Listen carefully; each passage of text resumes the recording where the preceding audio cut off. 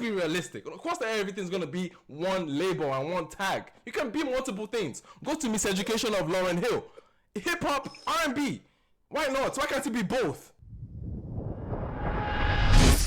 Right. On this same space, when we're talking about Grammy nominations and the submissions for Essence, and people were saying, "Oh, they didn't submit Essence for African, blah blah blah." It was strictly R&B. I remember someone saying, "Oh, but why didn't they submit it for African, blah blah blah blah blah blah blah blah blah?" Right? He would have stand a good chance to win there. It didn't But the exist then. song, there was an African category, whether it's global performance or something. It was global, which Made in Lagos was nominated for. But yeah, but at the time when there was a claim for Essence. there was a claim for Essence in the R&B categories, and if you look at Wizkid's campaign or his for your consideration list, he ignored the R&B categories. Look at it. So that was my bone of contention with the Made in Lagos Grammy situation. I've done a video on it. We talked about it. We referenced it. He actually didn't campaign for the R&B categories where he has been celebrated in the Soul Train, in the BET, in the AMAs. He was celebrated within the R&B context. Like he was given R&B nods, R&B awards.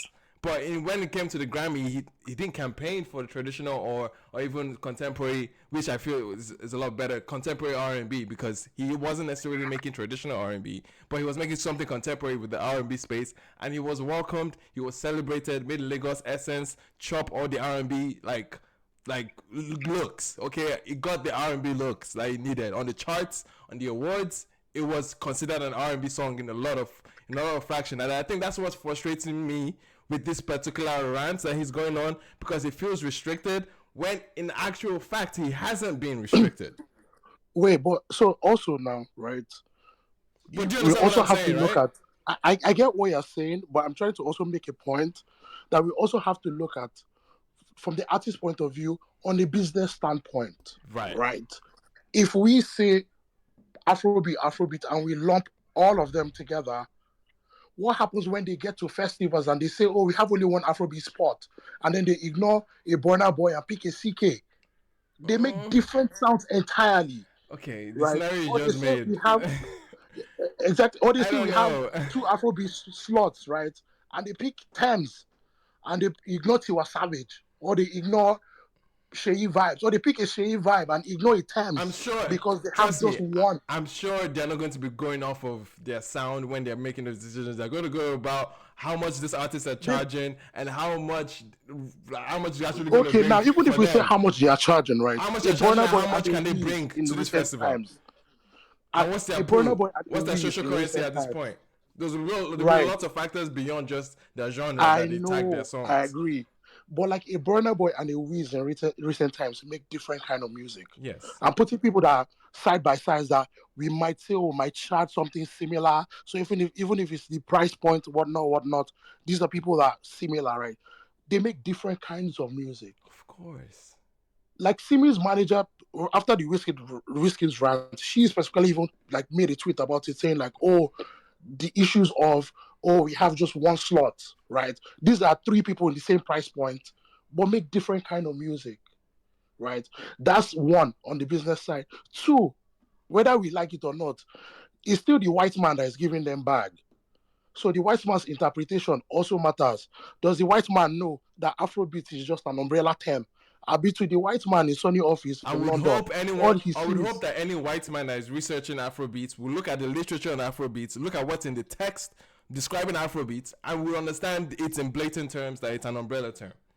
I hope. Even we the thing is, we that are Nigerians, we still have the disparity. I know. We have disparity, and that's the issue. It depends on who they ask. So, for example, now they ask a Bankuli. Bankuli might have a different definition from Emmanuel. But that's the gap, That's where the gap is. The gap is in people understanding in different ways. Let's bridge that gap in making people understand what it is. Exactly. So the point I'm trying to make is I can understand why anybody will come out and say, I don't make Afrobeat music, because one, personally, I give the allowance for growth. Like, you can't grow past it, right? But it's not restricting you, is the point. The thing is, it is. Okay. At people like Wiz's and Burna's stage, There's only so much because the world still sees them as Afrobeat artists. It doesn't matter if Wizkid makes R&B from now to So 2077. When they okay, will introduce him, if someone said introduce who is Wizkid, Emmanuel, the yeah. first thing you would probably say is, oh, he's an Afrobeat artist from Nigeria. Even though in like the last 3, 4, 5, 6 years, he has not made Afrobeat, or the predominance of his Okay. songs are not Okay, this is Afrobeat. where we differ now. This is where we're complete ends of the spectrum when it comes to this discussion right here. Are you saying Made in Lagos is not Afrobeat? Is that what you're It subscribing is to? not. It is not. We all know. We've all said it. That maybe Okay, Lagos is okay, okay, predominantly R&B. okay. Do you agree that the definite or what exactly aligns to the soundscape of Afrobeats changes? I agree. So, did you see influence from Made in Lagos, like into other people's artists and how they operate within the Afrobeat space? Did you see any influence of that album? Yes, Did it shape? I did. Did it shape? Did it shift? Did it help shift the soundscape of Afrobeats? Yes, it did a bit. So why is it not an Afrobeat album? But mention songs that are similar to Made in Lagos. I could He give you a shifted. lot. Yes, it I could give became you a lot of it, Omalay's discography that actually has that same appeal to it. Fireboy as well. There's a contingent effort in slowing down the tempo. The R&B elements have been there in Afrobeats. R&B is a huge core in terms of the participation from Banky W to One Day Cole. There's been R&B roots in Afrobeats from the get-go, and that even goes to show why it's not so far off to tag it as an Afrobeats album, because they've been instances of fusing R&B with R&B delivery from a vocal standpoint with your language, with your rooted pidgin, and that we're not seeing drum patterns on top that are even now bringing it back home. Like so P2J's are you P2J's essentially drum saying Made in patterns. Lagos is an Afrobeat album? Yes, it is with a full chest. And guess what? It can also be an R&B album too, because it was considered an R&B album. It can't just be one thing, and that's the whole contingent now that you're saying it's an Afrobeat album, so it cannot be something else. Of course, it can be something else. Being an Afrobeat album is just contextualizing where it's coming from. It's contextualizing that this is the So influence. It's this is contextualizing the that disagreement. this is the You influence of this sound. understand. But you can even You hear it. understand. You can even hear it in the sound, in the delivery, in the language, and in the drum patterns, bro. You can hear it. If you wanted to get academic about Made in Lagos, it's an Afrobeat album. You can hear R&B in it, but it's an Afrobeat album. If you say so, I don't What do you agree mean if you that say it's an so? Afrobeat album. But if you say it It's not is, if you say so it's fine. case. And that's the disconnect with Wizkid. He thinks he's not making Afrobeat. Meanwhile, Afrobeat has been shifting every 3 years, bro. It's been shifting. It's not a sound. It's not restricting you to a soundscape. It's not. Within an album, you're getting so many. Within Kiss Daniel, you can see the most quintessential Afrobeat album or artist. If you go to Kiss Daniel, you hear deep R&B, you hear deep dancehall, you hear deep even like country or folk elements in different aspects. It's never a sound thing. Which is, we still come back to the same thing.